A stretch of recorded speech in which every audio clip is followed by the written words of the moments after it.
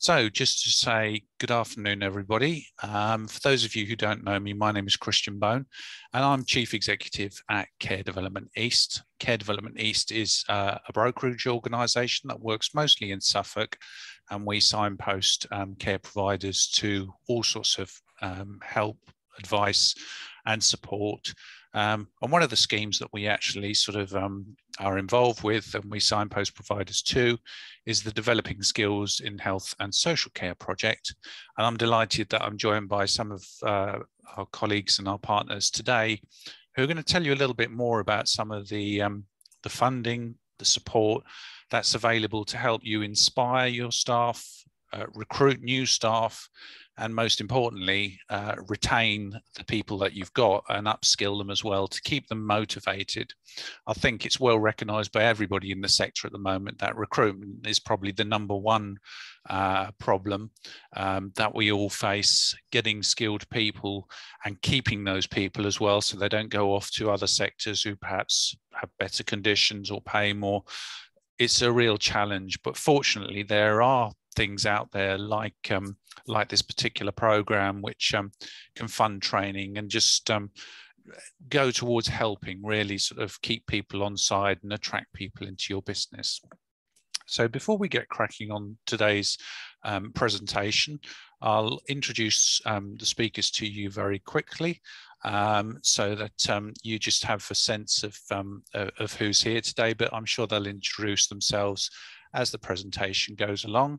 So first of all, as I look at the screen, I'm joined by Sian Bell, who's from the project. She's one of the, she's senior mentor, so she coordinates all the mentoring activity on the project. And she'll be talking to us today about the support that she offers. Sharon Adam joins us as well, and she'll be talking about inspiring and retaining staff, and she'll be joined as well by Susan Cousins, who will be talking along this similar area as well. Next person I see on my screen is Deb Gibson, and Deb coordinates the employer engagement activity as part of the overall ESF project. And Deb is wearing many hats today because not only does she have to do her own presentation, she will also be doing the presentation that Skills for Care had put in place. Unfortunately, their locality manager, Karen Andrew, couldn't be with us this afternoon. So Deb will take on a new persona at some point in the presentation. And finally, I'd just like to introduce Sarah Blackledge, Job Centre Plus and DWP. And Sarah will be talking about the advice, the support that is available through DWP. So those are brief introductions. Apologies if I haven't got anybody's job titles right, but we shall make a start to proceedings. So I'm just going to share a presentation. As I say, if you have any questions as we go along, do use the chat facility to submit those questions, and we'll pick them up either during the presentation or at the end. Equally, I'll be multitasking. If you have any technical problems and you've got any issues, do pop those in the chat bar, or if it gets really desperate, you can also email me, christian@caredevelopmenteast.co.uk. I'll keep an eye on my phone, and if I can, I'll see if I can help you out, all right? But inevitably, you're always going to get a few issues with these things. So first of all, I'm going to share the presentation.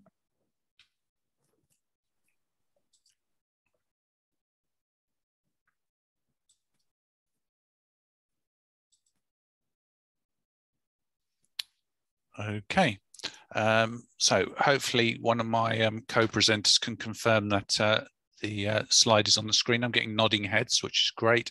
So as I said, today's webinar is all about upskilling your staff and benefiting your care setting.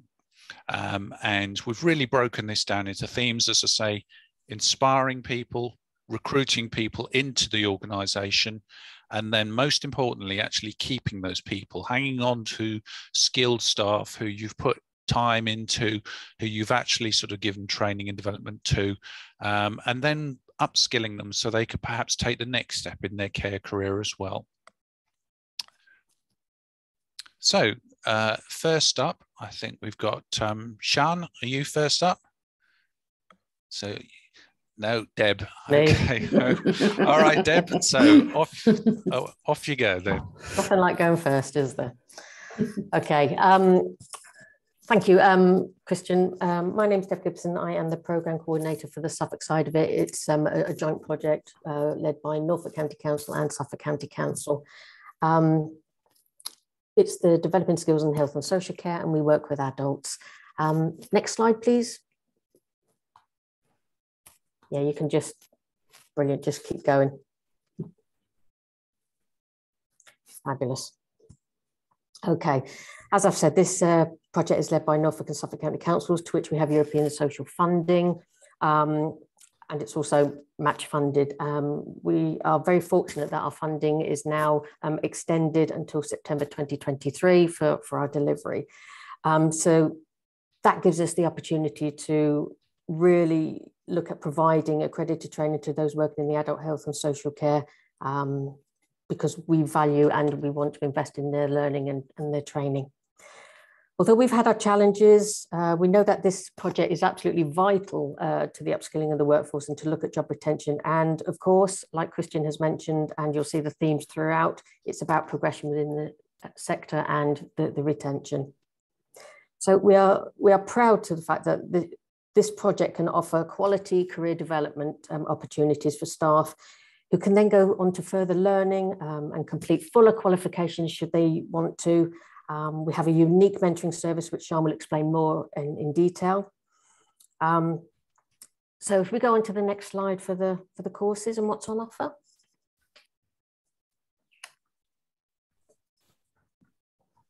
Okay, we've got functional skills, which is bespoke to the health and social care sector. So what we mean by that is it's not just off the shelf. There are other kind of opportunities for that to happen within adult learning.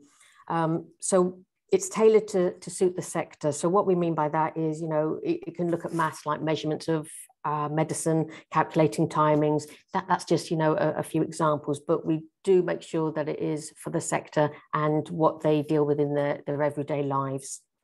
So we have level ones, like it says there, which embeds the care certificate.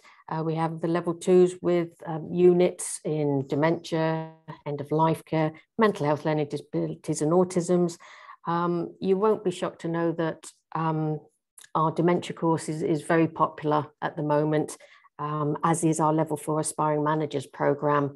Again, that has been bespoke for 6 units to look at supervisory levels, you know, look at people thinking about getting into management, and all our delivery providers are, you know, flexible in their approach with this. Thank you. Next slide. So delivery. As it says there, the courses take, you know, approximately 20 to 50 hours. Like I say, some of the units will be embedded within that as well. All learners, like it says, will have access to the one-to-one mentoring. But again, like I say, I'm going to let Sean talk about that. Just to be mindful that, as with, you know, many units and with the training, some work will be needed to be done out of the classroom situation. So the tutors will let people know exactly what is expected of them and how that they can go about it. And they're very, you know, fully supportive of all the participants who take part. Like I say, all delivery providers are offering a flexible approach to the way that they are delivering. There is some face-to-face, obviously, as we move out of those COVID restrictions.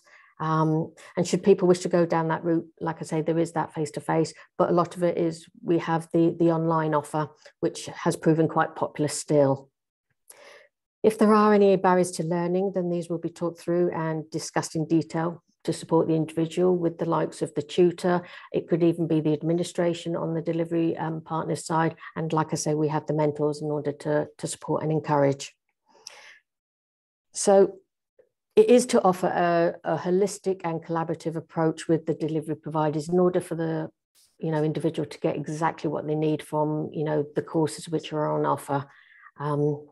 And it's like I've said, we want to invest in the sector and make sure that they feel, you know, worthwhile and, you know, supported whilst they're doing their extra learning. I'm going to pass you over to Sean. Thanks, Deb. So my name's Sian, as already said, and I'm very fortunate that I work with several different mentors from all different backgrounds. Next slide, Christian, would be great. Most of our mentors are from all different areas. So we have mentors that previous background could be social work, recruitment, training, and working in care themselves. They've got quite a good base of knowledge there that they can share and offer to everybody. We work in a very holistic, person-centered way. We support all of our mentees in that way and firmly believe that obviously everybody's unique, everybody's different, so they need to have that opportunity to be treated and worked in that way. We help our mentees to understand, one of the biggest things we do is to understand that there's a clear career pathway. One of the things we hear a lot from anybody working in health and social care is a statement that probably makes me and often lots of people cringe, which is, I'm just a carer. So we spend a lot of time making people understand that actually, no, they're not just a carer. They play a really important role in working in the health and social care sector. We also help them to understand there is a really good career pathway in care, which is something that I think is forgotten quite a lot, and there is that opportunity to progress within care. We look at their interests and goals and aspirations and discuss with them those kind of things, and we support them with soft skills. We think about some people, if they are not very confident or have self-esteem worries and things, we'll spend a bit of time working with them to help build those skills. We explore roles within health and social care as well, and we signpost where possible. So we may signpost to national careers and skills for care, and we also help them to look at that career pathway that they want to choose and where they want to go next in their career. They may want to look at progression within the workplace that they're in. There may be future job roles and things. So we kind of support them in how to do that and build their confidence to feel that they can do those things. We look at progression routes as well. So we look at funding options where possible, and we'll look at various different funding, whether that might be through delivery partners, it could be AB, it could be workforce development funds, but we kind of go through those things and opportunities such as apprenticeships and talk them through those kind of things as well. And I think probably one of the biggest things that we really do is we try to empower all of the mentees that we work with. We really want them to be able to take ownership of their future goals. We encourage them to complete their courses that they're doing with us, and support them to take that ownership and be confident enough to go to those tutors that they're working with and say they're struggling, or ask a question for some people that struggle with those kind of things. Next slide, Christian. So when we think about all of those things, they obviously, us working with the mentees and those mentees taking qualifications has quite a big benefit to employers like yourselves. And some of the things that we feel obviously is when you invest in your staff, they'll be better trained, they'll be much more knowledgeable, which will mean that you'll have a stronger staff team that are going to work well within your team. You'll feel more trusted that they're around. Your employers will feel really valued and empowered. And I think one of the biggest things to retain any staff member is for them to feel valued and important, and offering courses and allowing them the time to do these and work with mentors will definitely help that. You'll also have the opportunity to have a dedicated workforce that will remain in the sector, which again is really important, and like we've already said and already touched upon and will do all the way through, is they will hopefully be able to see working in care is a career and it isn't just a job, and it's not just a carer. There is a lot more to it than that. And obviously having those more experienced workers can support the sector and engage in the career development progression. And obviously, of course, the other opportunity for all care companies, homes providers, is that you have that opportunity to be able to showcase that you've got a staff team with an accredited training specific to the client group that you're working with, which is always a bonus for any company. So, and next slide, please. Thank you. We work with several delivery partners in all different ways. So we have our training partners. So we work alongside Steadfast, East Coast College, West Suffolk College, City College, who support us with providing our delivery of the courses. And then we're fortunate enough to work with Care Development East, Norfolk and Suffolk Care Support, NHS England and Health Watch, and we work with those in the background part of our steering group, and they're able to support us with things like this and moving forward and looking at other options and opportunities. Thank you. Okay, before we move along, there is a question I've seen in the chat here, and it says, is the Aspiring Managers course similar to the Level 5 in Leadership and Management in Health and Social Care? I don't know if either of you is in a position to answer that. Deb, whether you're in touch with that particular qualification? I do know of it, and this is sort of like looking at management techniques and moving things, you know, forward for supervisory and those thinking about getting it. I think some of the principles will be the same because it's a leadership qualification for the ILM. But yeah, I can't answer it better than that. That's okay. It's one of these ones where obviously we've got that question noted now, so we can come back with a clearer answer for you. Okay. Our level, the nice thing about our level 4 is none of it is observation.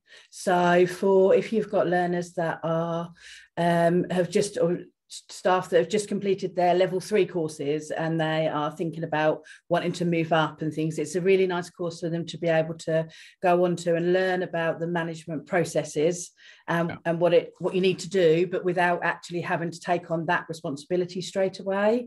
So it's quite a nice option for that. Okay, and there's a follow-up to that actually, which said, would it suffice Ofsted's needs for a children's home manager? I guess don't believe so. Yeah, I mean, it is accredited training at the end of the day, but I think you would have to sort of clarify with Ofsted to be 100% certain that it did meet their requirements. Because it is up to 6 units what we're delivering, and I know that there's probably 15 that it can go up to in order to get the fuller qualification. Yeah. Okay, thank you. All right, just moving along now to Suzanne. Can you hear me okay? Yes. Perfect. Okay, so I'm Suzanne Cousins and I'm a business connector at Youth Pledge for Employers project. It is a European social funded project that is due to end December 2023 and it is Norfolk led.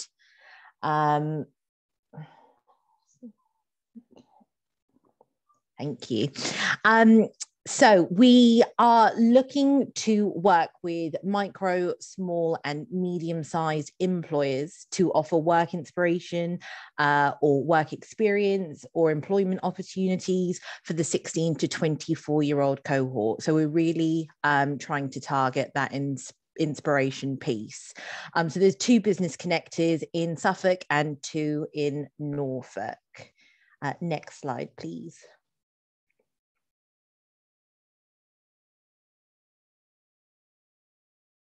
Thank you. So yeah, this just touches on all the different activities that we are engaging with various employers to try and provide for our young people. So that could be the work trials or being a mentor, working with Apprenticeship Suffolk for these employers to offer an apprenticeship, a talk or a tour, taste a day, or bespoke support to a young person with special educational needs or who potentially might be leaving care.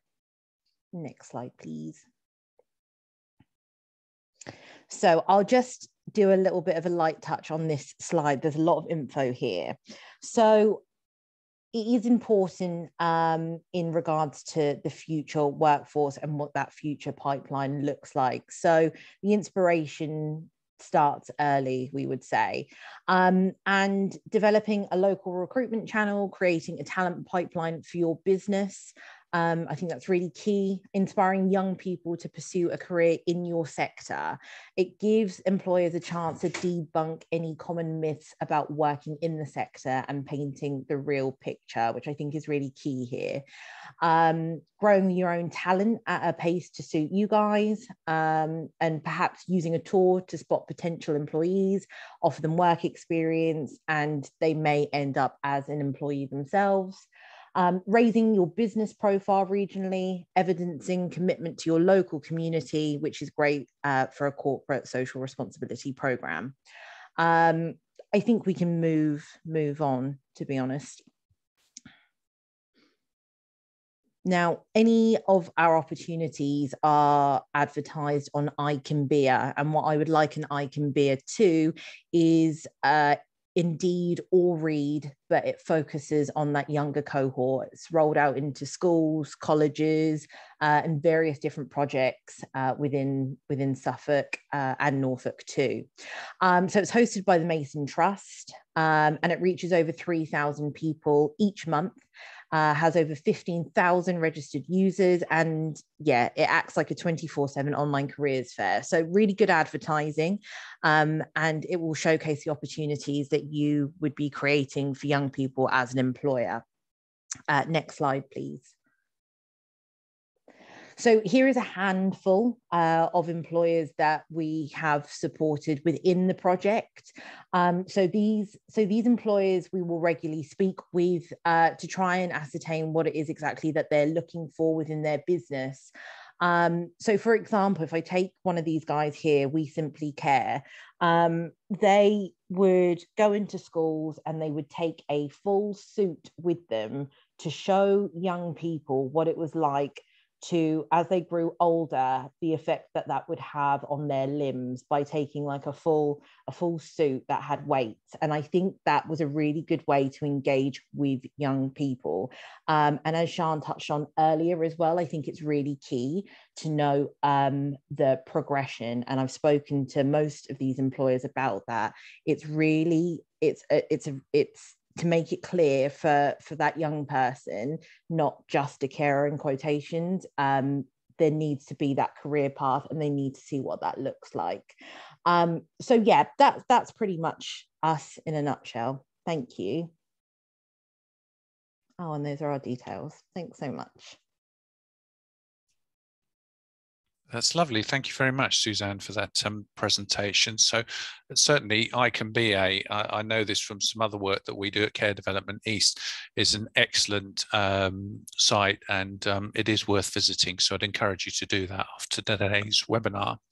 Okay, so next up, we're back to Deb again, because we're going to be picking up on part of the Skills for Care presentation, which I say is broken down into our theme elements, but we'll do different parts at different stages in the webinar. So first of all, we'll be talking about inspiring new staff. So over to you, Deb.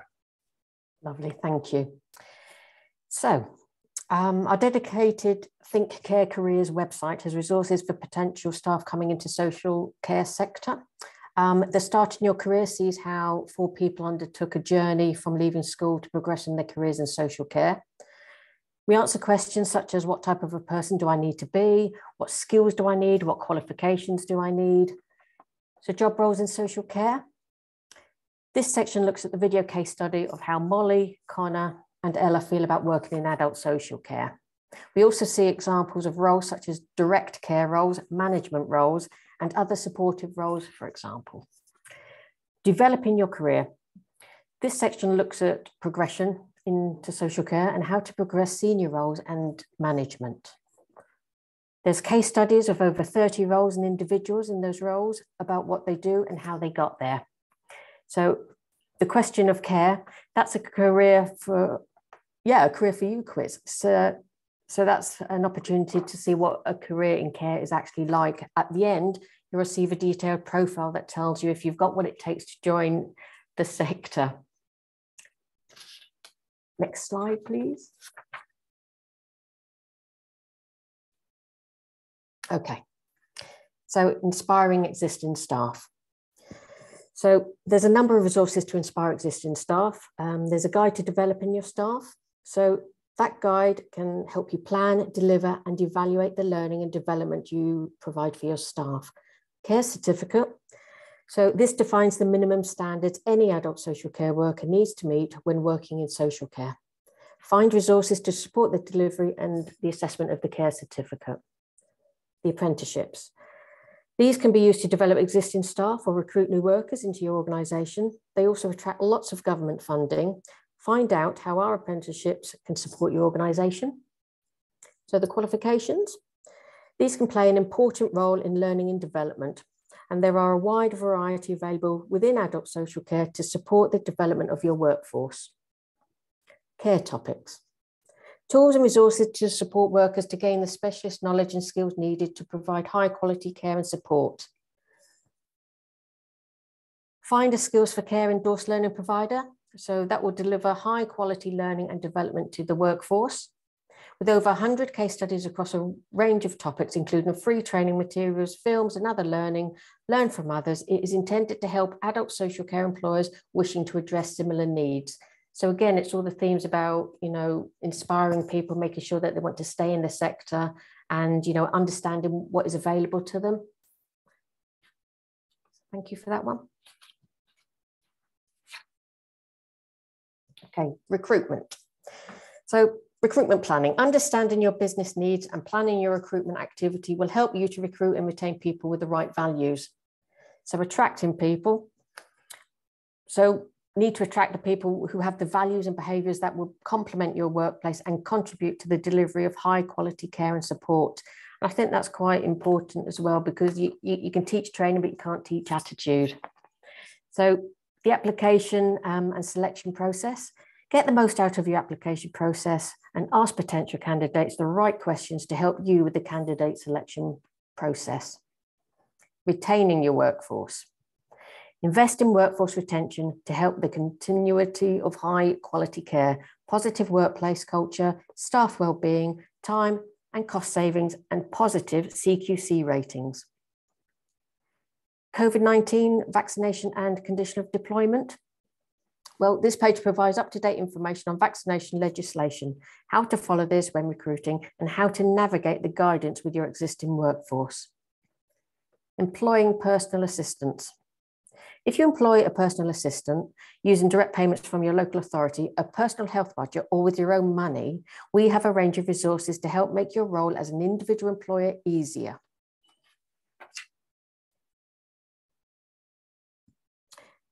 So find a skills for care endorsed learning provider to deliver high quality learning and development to your workforce. Okay. Thank you, Deb. So just on that point, I would say about skills for care resources, certainly there is a whole range of resources and really helpful sort of advice that you can tap into on their website. The other thing to say as well, that Care Development East, we receive workforce development funding from Skills for Care, which is fairly significant, and your organisations can apply to ourselves for that funding. So you can actually, you've got sort of double benefit here, because you can gain funded training through the Developing Skills and Health and Social Care project. And for that, that's not covered, you can also then apply for workforce development funding by emailing wdf@caredevelopmenteast.co.uk. So I'm just sharing that with you because I think it's fair to say that whatever help you can get in terms of recruiting staff, developing staff, make sure you tap into all of these resources. I just see there's a question in the chat. Oh, that's been answered. That's great. Thank you very much. Okay, so next up then, I believe it is Sarah. Thanks, Christian. Okay, good afternoon, everybody. So my name is Sarah Blackledge. I'm from DWP. I'm the Employer and Partnership Manager for East Anglia. So we've got 27 job centres across East Anglia District, and we are your free public recruitment service. At a time of record vacancies, we have many people on universal credit who are actively looking to make a fresh start into work. This means that there are many talented, work-ready people on our books who are eager to take on your roles.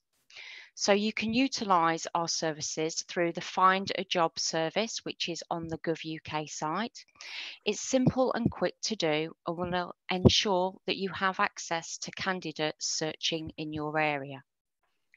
All of the job centres do have friendly employer advisors available that can offer you a bespoke recruitment service dependent on your recruitment needs. And that could be from account managing your vacancy to discussing a range of recruitment services that can help you as an employer. That could be as in recruitment days on site within a job centre or attendance at a locally arranged jobs fair. We do help people retrain, build new skills and get back to work. So to support our customers into work and to improve their prospects to get into work, then the Flexible Support Fund is available. So the Flexible Support Fund, or also known as FSF, is a locally managed budget to supplement existing services and tailor support to the needs of individuals in the local area. So we want our claimants back into work by using this fund to remove barriers they face. And these awards are discretionary and they're aimed at improving a claimant's prospects and are subject to an eligibility criteria. Each case would always need to be considered on an individual basis before an award could be considered. But the following would give you an idea of what this fund could be used for. So we can help a customer with smart clothing for interviews or to start work. We can provide essential workwear, but not safety wear, as this should always be provided by the employer. We can support with the purchasing of essential tools for work if they need any equipment. So, for example, chef knives. We help support and fund travel to work. So we'll help somebody to get to a job interview, but we'll also pay travel costs up until their first month of them receiving their first wage from their new employer. So financial assistance is also available for help for childcare costs. So that's available to eligible parents undertaking activity to move them closer to the labour market. Customers will always need to speak with their local job centre work coach for further information. Hopefully this has just given you an overview of the support available to both you as an employer, but more so what we can offer support to our customers to help move them into work. Okay, thank you, Christian. Thank you very much, Sarah. And so there, again, another sort of range of support services for when you've got individuals who are potentially new and you have vacancies that you want to bring in and you want to be seen as an attractive employer. You can work with Job Centre Plus to basically sort of advertise your vacancies, attract a bigger pool of candidates in as well. And so I would encourage you, use this facility, use all the tools at your disposal, because it is a very crowded and a very hectic marketplace at the moment. And you're competing against lots of different organisations to get these applicants in through the door. So I have in the chat bar here, we would be interested in holding a recruitment day to enable us to provide equal opportunities to people that live in the community. I think that's a fantastic idea. And I'm sure that Sophia, you'll be able to get help and support with that. Certainly at Care Development East, we do a lot of these careers fairs. There's one coming up on the 8th of June in Ipswich.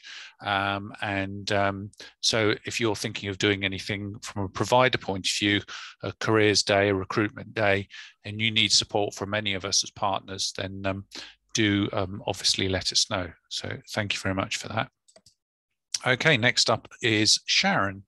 So let's just bring the presentation back to life. Sharon, over to you. Thank you very much. Good afternoon, everybody. It's pleased to be here this afternoon. So that's who I am, Apprenticeship Suffolk, Senior Advisor, and also I manage the team as well. Next slide, please, Christian. So Apprenticeship Suffolk, who are we? So we've been asked to deliver a project, a 3-year project, which is funded by the European Social Fund and also Suffolk County Council. Our aims are to increase the quality and quantity of apprenticeships within the county by providing employer focused advice and guidance and promoting apprenticeship opportunities. The difference between us and training providers and indeed further education is that we do continue to support for the lifetime of the project. That's both the employer and also the apprentice as well, whilst remaining in engagement with the training providers.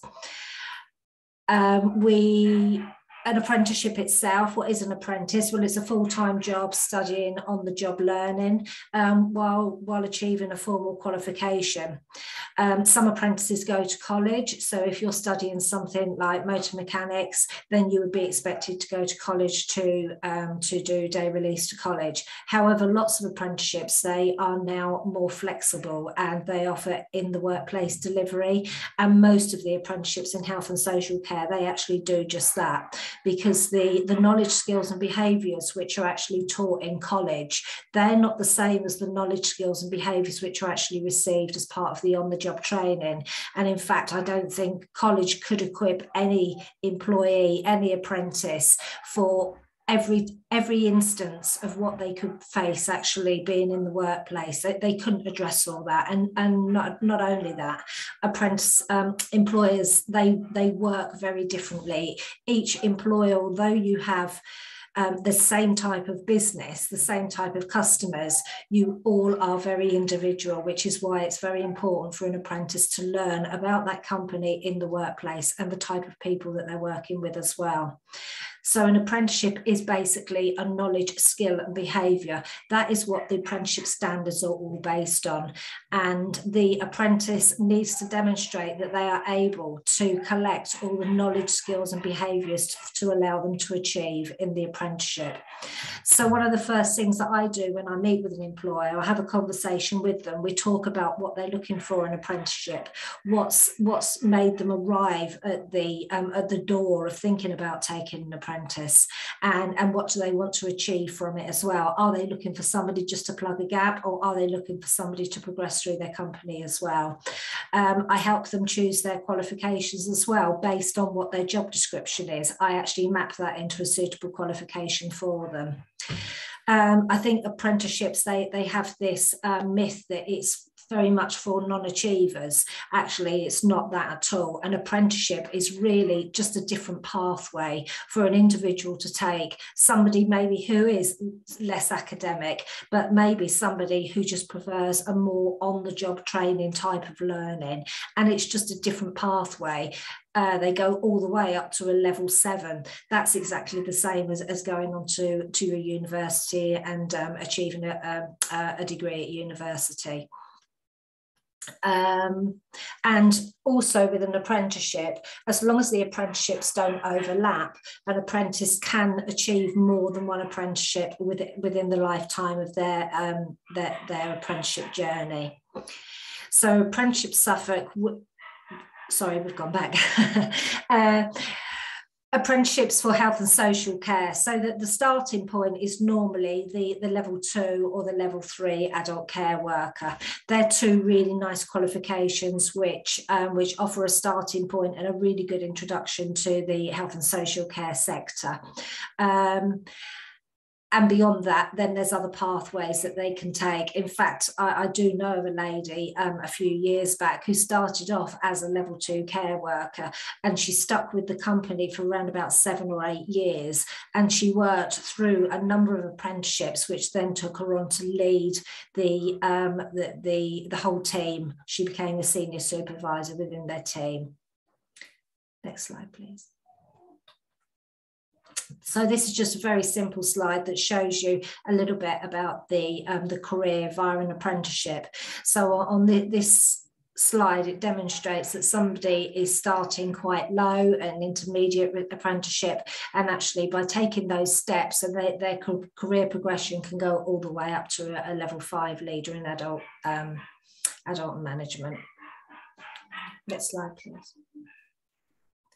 So how to become a nurse, exactly the same thing. So you can do some work experience in a relevant field, then progress on to your A levels, a nursing associate, and then of course onto the level 6. And all of that pathway is done without actually going to university. And it is all on the job training rather than just attending lectures and sitting in some sort of education, although some of this will be delivered as a block release as well. Next slide, please. That's just our details there. If you'd like to contact us to have a conversation, I'd have a bigger conversation with anybody to talk to them about how they could fund their apprentice, whether they would be funded by the government, whether they would have a contribution to pay themselves.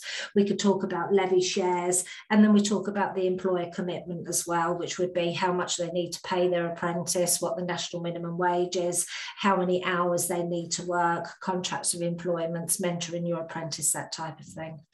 Thanks very much, Christian.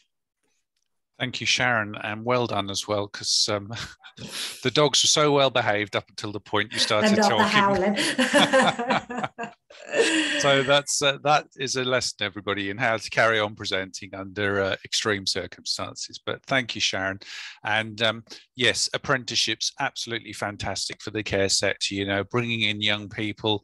They don't have to be young people, but often as not, you know, bringing people into the sector who are fresh, they've got ideas, they're learning whilst they're earning. It's a brilliant scheme. You know, apprenticeships have been around a very long time now, and I still think a lot of employers have got a lot to learn about the benefits and, you know, the potential that an apprentice can bring to your organisation.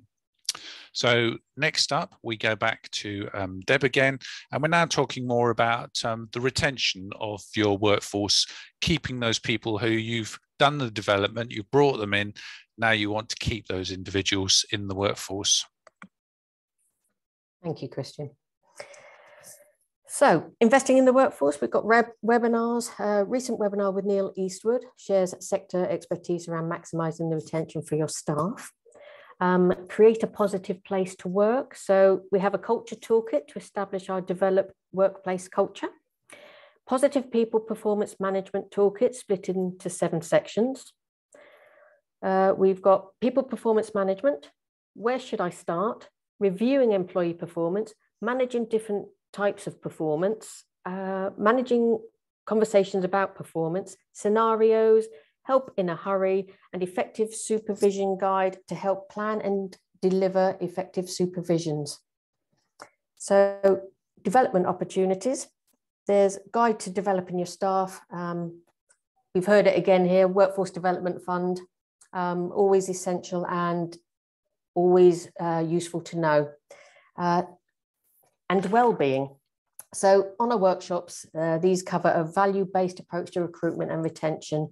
So the workshops follow a 5-stage model that provides knowledge and tips to address values at each step of your recruitment and retention process.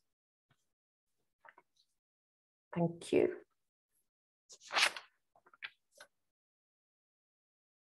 Last bit then from me. So Upskill. Like it says there, regular learning and development will help ensure workers can remain up to date with best practice to provide the best care and support. So our resources support managers to create a learning plan. We have a list of care and mandatory training linked to CQC standards and suggested refresher frequency. We have extensive resources to support the care certificate, including free training for the assessors of the care certificate. We are a guide identifying different ways to develop your staff, how to evaluate learning, which fits into the CQC new assessment framework, safety through learning. We have resources as well on looking after your own wellbeing and leading for wellbeing sector stories and wellbeing resource finder. So I think that just goes to show, you know, throughout all these presentations, the amount of support and, you know, information, data, statistics, you know, which is all available for you in order to really invest in the sector. You know, and all the hard work that has gone into it as well, which has been absolutely invaluable. And like I say, everybody on this webinar is always willing to support and, you know, to help guide and, you know, pick up any questions and just talk through anything else which they've got on offer. So thank you. Thank you very much, Deb. And yes, it's your opportunity now to sort of, having tried to digest all of that information and support, to just submit any questions. You can do that in the chat, and I'd ask the presenters just to pop the microphones back on, just be on standby if anyone's got any particular specific questions. Don't be shy, you can put those forward. If not, don't forget, as I say, that this event is actually being recorded this afternoon. So if you've got a question or you're thinking, oh, what did they say about this particular program or scheme, you can always revisit it, and you can also share that with colleagues as well.